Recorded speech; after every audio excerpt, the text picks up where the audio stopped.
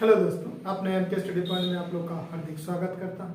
आशा करते हैं कि आप लोग सब ठीक होंगे, स्वस्थ होंगे। ठीक है, आज मैं फिर एक नए वीडियो के साथ। देखिए क्वेश्चन में क्या है, कह रहा है कि निम्न में कौन सी समकोण त्रिभुज की भुजाएं होंगी। ठीक है, यानी राइट एंगल होंगी। तो इसको हम लोग देख के हम लोग कैसे पता करेंगे, उसका शॉर्ट ट्रिक हम लोग सीखेंगे। ठीक है, देखिए ऐसे जो क्वेश्चन राइट एंगल का होता है कि कर्ण स्क्वायर बराबर लंब स्क्वायर प्लस आधार स्क्वायर, वो तो है ही है, लेकिन हम लोग कोई भी उसमें थोड़ा सा क्या होगा, समय ज़्यादा लग जाता है। उस समय को बचाने के लिए हम लोग कोई शॉर्ट ट्रिक लेकर आए हैं, उस शॉर्ट ट्रिक को हम लोग समझेंगे। क्या है शॉर्ट ट्रिक? सबसे पहले राइट एंगल क्या है, देखिए राइट एंगल के बारे में समझेंगे। जैसे ये आपका ये समकोण, ये 90 डिग्री होता है और बाकी दो जो कोण होता है 90 डिग्री से कम होता है। और समकोण के सामने वाली भुजा जो होती है कर्ण होती है, जिसको एच से हाइपोटेनस बोलते हैं, इसी को कर्ण कहा जाता है। ठीक है, और ये अगर थीटा है तो थीटा के सामने वाली क्या होती है, लंब यानी परपेंडिकुलर होता है। और ये आपका आधार होता है। ठीक है, ये लंब, आधार और कर्ण, ये तीन भुजा आपको दिया हुआ रहेगा। तो सबसे पहले कभी कहा गया कि आपको ये तीनों भुजाओं का क्षेत्रफल ज्ञात करिए, तो सबसे पहले उसको देखना पड़ता है ये समकोण त्रिभुज है या नहीं। अगर समकोण त्रिभुज है तो हाफ इंटू आधा इंटू ऊंचाई का प्रयोग करते हैं, और नहीं है तो फिर आपको s = a + b + c/2 फिर root s × s - a × s - b × c का प्रयोग करते हैं, तो थोड़ा ज्यादा समझ लग जाता है। अगर समकोण त्रिभुज है तो हम लोग सरफेस से हाफ इंटू आधा इंटू ऊंचाई का प्रयोग करके निकाल सकते हैं उसका एरिया। ठीक है, तो सबसे पहले ये समकोण त्रिभुज है या नहीं है, वे भुजाओं को हम लोग कैसे प्रूव करेंगे ये समकोण त्रिभुज भुजाएं हैं, उसका हम लोग बेसिक भी समझेंगे, फिर शॉर्ट ट्रिक भी समझेंगे। ठीक है, तो सबसे पहले क्या होता है, ये कर्ण स्क्वायर यानी दो भुजाओं का वर्गों का योग, दो भुजाओं के वर्गों का योग, तीसरी भुजा जो कर्ण होती है उसके बराबर अगर है तो एक समकोण त्रिभुज होता है, वो एक उसको समकोण त्रिभुज बोलते हैं। लंब स्क्वायर प्लस आधार स्क्वायर बराबर अगर कर्ण स्क्वायर, इन दोनों के वर्गों का योग अगर कर्ण स्क्वायर के वर्ग के योग के अगर इक्वल है तो एक राइट एंगल होता है, यानी वो समकोण त्रिभुज की भुजाएं। अगर नहीं है तो वो समकोण त्रिभुज भुजाएं नहीं है। मान लेते हैं इसको हम लोग उल्टा कर करते हैं, जैसे ए बी सी तीन भुजाएं, अगर ये तीनों भुजाओं का समकोण त्रिभुज होने के लिए दो जो छोटे भुजाएं a² + b² = c² होना चाहिए, यानी दोनों छोटे भुजाओं के वर्गों का योग तीसरी भुजा जो बड़ी भुजा है उसके वर्ग के योग के अगर बराबर है तो उसको हम लोग समकोण त्रिभुज की भुजाएं। ठीक है, जैसे कोई भी भुजा ले लेते हैं, जैसे आपको 3 4 5 कहेंगे समकोण त्रिभुज भुजाएं है या नहीं, तो क्या करते हैं, छोटी भुजाओं के वर्गों का योग करते हैं, बराबर बड़ी भुजा के वर्गों के योग के अगर बराबर है तो वो समकोण त्रिभुज की भुजाएं। जैसे 9 और 16 25, इधर भी 25 हो रहा, यानी ये क्या है, समकोण त्रिभुज की भुजाएं है, यानी राइट एंगल है। तो हम लोग समकोण त्रिभुज हाफ इंटू आधा इंटू ऊंचाई का प्रयोग कर सकते हैं। दूसरा लेते हैं उदाहरण, जैसे 5 12 13 ले लेते हैं, ये समकोण त्रिभुज भुजाएं है या नहीं, वो कैसे पता करेंगे। तो सबसे पहले अभी क्या बोले, बाकी दो वर्गों का योग करना है, जैसे 5 का स्क्वायर करना है, 13 का स्क्वायर 12 का स्क्वायर करना है, बराबर 13 का स्क्वायर बराबर 144 + 25 यानी 169 भी है समकोण त्रिभुज। यानी दो छोटे भुजाओं के वर्गों का योग जो सबसे बड़ी भुजा है उसके वर्ग के योग के अगर इक्वल है तो उसको राइट एंगल यानी समकोण त्रिभुज कहा जाता है। समकोण त्रिभुज की भुजाएं कुछ। ठीक है, मान लेते हैं इसमें कोई बड़ा, जैसे इसमें मान दिया हुआ है, बड़ा बड़ा मान दिया हुआ है, उसमें अगर कर लो, जैसे स्क्वायर पता नहीं है, स्क्वायर करेंगे तो उसमें समय ज्यादा लग जाता है। उस समय को बचाने के लिए हम लोग कुछ शॉर्ट ट्रिक सीखेंगे। क्या शॉर्ट ट्रिक है, जैसे ले लेते हैं 9 40 41, मान लीजिए भुजाएं, तो इसको अगर निकालेंगे तो हम लोग दो छोटे भुजाएं 40 का स्क्वायर फिर 9 का स्क्वायर करना पड़ेगा।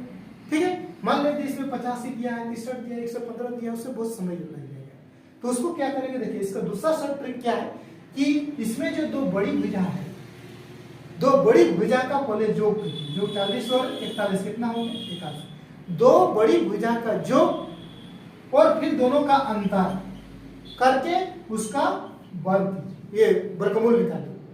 अगर रूट करने के बाद अगर छोटी भुजा के बराबर हो जा रहा है तो भी समकोण त्रिभुज है। एक बार फिर से समझिए क्या है कि दो सबसे बड़ी भुजा जो है उसके योग और फिर उसके अंतर का अगर वर्गमूल अगर छोटी भुजा के बराबर हो रही है तो भी एक समकोण त्रिभुज है। जैसे 81 के बराबर इसका कितना 9, यानी छोटी भुजा के बराबर है, यानी ये भी एक क्या है, एक समकोण त्रिभुज है।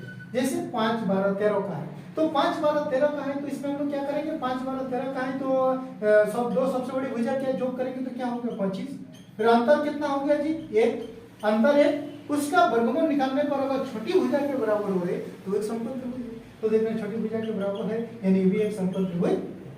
ठीक, जैसे इसको लिखते हैं, दो बड़ी भुजा हो गया 50 के 16 हो गया, 16 और 25 के दो बड़ी भुजाओं का पहले जोड़ कीजिए, 4 और 5 9 हो गया, और अंतर ये बराबर कितना हो गया 3, यानी छोटी भुजा के बराबर होगी। तो ये एक शर्त हम लोग प्रयोग करेंगे जहां भुजा बड़ी दिया हुआ रहेगा। ठीक है, जैसे ये 84 63 115 ये समकोण त्रिभुज भुजाएं है या नहीं है, किस हम लोग पता करेंगे। तो दो सबसे बड़ी भुजा लीजिए, दो बड़ी भुजा क्या है 84 और 115 है। तो 84 और 115 को जोड़ेंगे तो हम लोग को कितना हो जाएगा जी, 84 और 115 5 4 9 8 9 199 हो जाएगा। 199 अंतर कितना हो जाएगा जी, अंतर अगर निकालेंगे 115 और 84 में 5 में 4 के 11 में 31 हो रहा है, तो 31 का तो आपका निकलेगा ही नहीं, आपका 63 तो होगा ही नहीं, 31 निकलेगा ही नहीं। दूसरा लेते हैं, इसमें देखिए दो बड़ी भुजा होंगी 84 और 85 कितना हो गया 5 4 9 8 8 16 169, अंतर कितना है जी 1। अगर इसका वर्गमूल छोटी भुजा के बराबर हो रहा है, छोटी भुजा के बराबर हो रहा है, दो बड़ी भुजाओं का पहले योग कीजिए, फिर उसका अंतर का वर्गमूल अगर छोटी भुजा के इक्वल हो रहा है तो एक समकोण। ठीक है, जो हो रहा है इसमें आगे आपको ऑप्शन नंबर आगे और देखना ही नहीं, ये सब कर रहा है कि निम्न में से कौन से समकोण त्रिभुज की भुजाएं होंगी, तो ऑप्शन नंबर बी। ठीक है, फिर चलते हैं नेक्स्ट क्वेश्चन की। निम्न में कौन से समकोण त्रिभुज की भुजाएं होंगी। ठीक है, अभी जो फर्स्ट हम लोग रूल समझे, इसको वही रूल से इसको प्रयोग करेंगे। क्या कॉन्सेप्ट सीखे हम लोग कि दो बड़ी भुजा जो होगा उसका सबसे पहले योग करेंगे, तो 72 और 78 उसका योग कीजिए, दोनों का योग कीजिए। ठीक है, 72 और 78 का योग कीजिए तो हो गया 18 और 7 7 14 150, और अंतर कीजिए, फिर दोनों का अंतर कीजिए, अंतर कितना हो गया 6। ठीक है, उसको क्या करना है, वर्गमूल करना है। तो वर्गमूल करने तो कितना हो गया 15 चौक 90 यानी 30 हो रहा है। तो 30 हो रहा है, तो ये देखिए आपका छोटी भुजा के योग के बराबर है। दो बड़ी भुजाओं का योग और अंतर का वर्गमूल अगर छोटी भुजा के बराबर है तो एक समकोण त्रिभुज है। ठीक है, तो बस ये समकोण त्रिभुज की भुजा यही होगा, आगे और इसको देखने की जरूरत नहीं है। ठीक है, तो ये एक टाइप पूछता है। दूसरा टाइप आपको क्या क्वेश्चन पूछ सकता है कि एक त्रिभुज की भुजाएं 60 सेंटीमीटर 100 सेंटीमीटर 11 सेंटीमीटर है, तो इसका क्षेत्रफल क्या है, इसका एरिया क्या होगा। दिया हुआ जैसे आपका 60 सेंटीमीटर 61 सेंटीमीटर और 11 सेंटीमीटर, तो इसका क्षेत्रफल क्या होगा। अगर सबसे पहले हम लोग ये देखेंगे, अगर तीन भुजाएं दिया हुआ है, अगर वो राइट एंगल है यानी समकोण त्रिभुज की भुजाएं हैं, तो उसका क्षेत्रफल हाफ इंटू आधार इंटू ऊंचाई होता है। और नहीं है तो फिर दूसरा फॉर्मूला यूज करेंगे। तो अभी हम लोग कॉन्सेप्ट क्या सीखे कि दो बड़ी भुजा जो है उसका योग करेंगे, तो योग करेंगे तो 1 6 6 12 100 हो गया आपका कितना 1 6 6 12 हो गया 121। अंतर करेंगे तो कितना, दोनों का अंतर है 1, इसका वर्गमूल करेंगे तो कितना हो गया 11। यानी दो छोटी भुजाओं का योग, ये दो बड़ी भुजाओं का योग और अंतर का वर्गमूल अगर छोटी भुजा के बराबर है तो वो समकोण त्रिभुज की भुजाएं होगी, यानी ये समकोण त्रिभुज भुजाएं हैं। तो इसका क्षेत्रफल निकालने के लिए हाफ इंटू आधार इंटू ऊंचाई होता है, हाफ इंटू आधार इंटू ऊंचाई। तो अब इसमें हम लोग ये देखेंगे कि हाफ इंटू आधार इसमें कौन होगा, ऊंचाई कौन होगा। तो ये जो सबसे बड़ी भुजा है ये तो आपका कर्ण होता है, तो ये आधार और ऊंचाई में तो होगा नहीं, और बाकी दो भुजा है कोई आपका आधार ही ऊंचाई, कोई आधार होगा कोई ऊंचाई होगा, इसलिए दोनों को आप लोग गुणनफल का लिख दीजिए 60 इंटू 11 काट दीजिए 30 11 33 हो गया 330 सेंटीमीटर। इसमें ऑप्शन नंबर बी इस क्वेश्चन का ठीक है। फिर चलते हैं नेक्स्ट क्वेश्चन।